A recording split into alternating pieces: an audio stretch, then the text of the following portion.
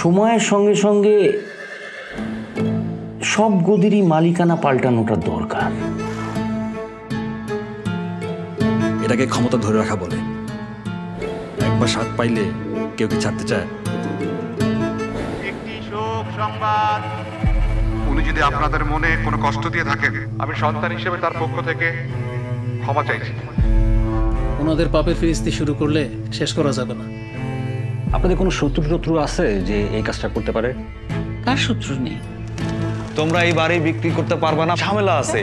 কিসের দেনা? কে পায়? গুলমোহর!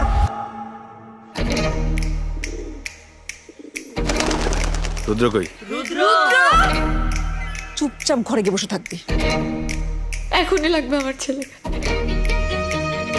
আমি ওসি তৈমুর আলম। কি লেখা ছিল চিঠিতে?